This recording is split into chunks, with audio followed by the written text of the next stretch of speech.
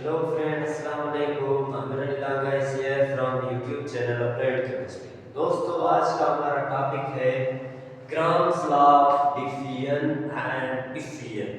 इससे पहले हमने पढ़ा था कि इफिजन क्या होता है और डिफिजन क्या होता है, लेकिन आज हम पढ़ेंगे कि ग्राम्स लॉ ऑफ डिफिजन होता क्या है, किसी साइंटिस्ट ने दिया था, उसकी डेरिवेशन क्या है, आज हम उसे सीखेंगे।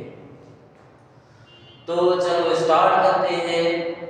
इन दी 1831 में एक साइंटिस्ट था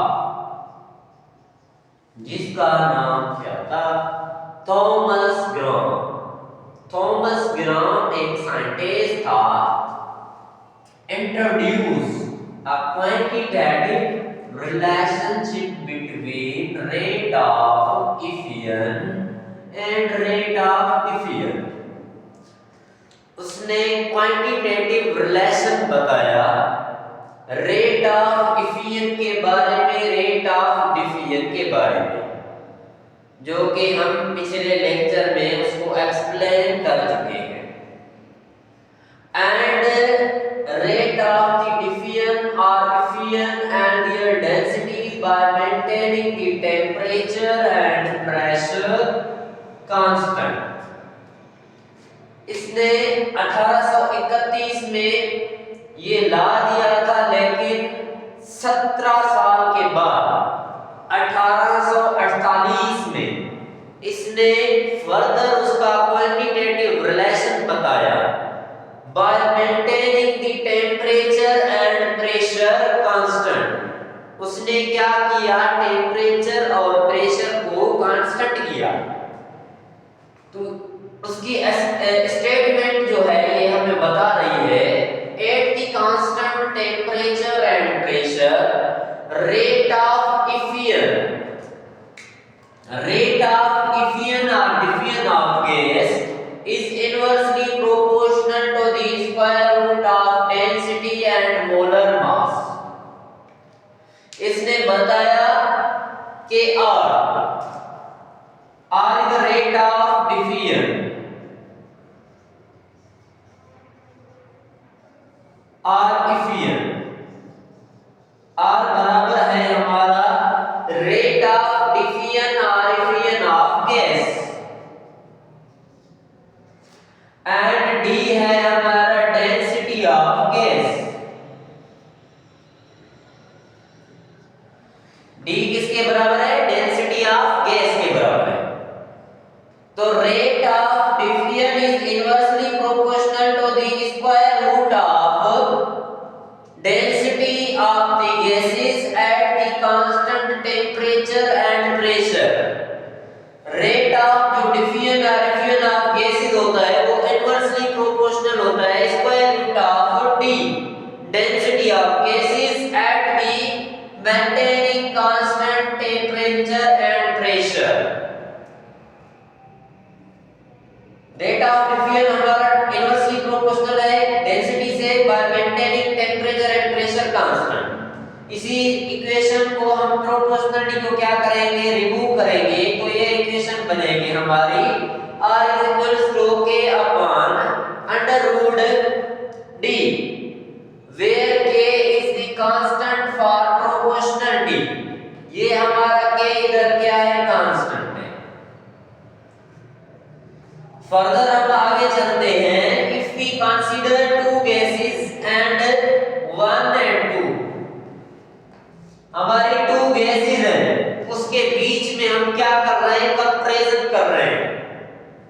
हैविंग रेट ऑफ डिफ्यूजन, उसका rate of diffusion R1 means first gas and R2 density means second gas. R1 and R2 ये rate of diffusion of first gas and second gas, and D1 and D2 density of first gas and density of second gas. तो R1 को हम ऐसे लिख सकते हैं कि density of rate of diffusion of first gas. तो हम उसको ऐसे लिखेंगे कि upon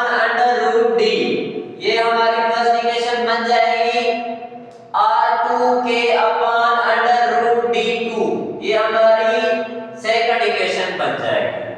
now we divide equation 1 and 2।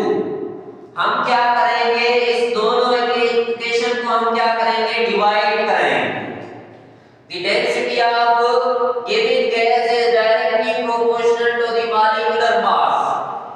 मैं आपको ये बताता चलूं कि डेंसिटी बराबर होती है मास पर यूनिट वॉल्यूम इसका डेंसिटी। मास पर यूनिट वॉल्यूम किसको कहते हैं, डेंसिटी को कहते हैं। कि density of given gas is directly proportional to the molecular mass. Density of given gas किसके डायरेक्टली प्रोपोर्शनल होती है, मॉलिक्यूलर मास से। इट मींस हमारा जितना मॉलिक्यूलर मास ज्यादा होगा उतनी जो है कंपैक्टनेस और क्लोजनेस ऑफ मॉलिक्यूल्स एटम्स ज्यादा होगी। जितना हमारा मास ज्यादा, जितने हमारे एटम एक दूसरे से करीब होंगे उतनी उसकी डेंसिटी क्या होगी, ज्यादा होगी। तो rate density of given gas is directly proportional to the molecular mass। density of given gas किसके directly proportional है, molecular mass। and d बराबर है हमारा m1 upon v1। it means molar mass of first gas। and d2 बराबर है हमारा m2 upon v। it means molar mass of second gas।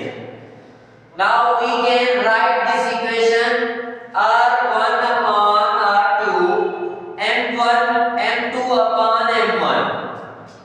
इसको multiply करेंगे फर्दर, जो हमें लास्ट में इक्वेशन नंबर 4 मिलेगी वो इक्वेशन हमें ये हासिल होगी।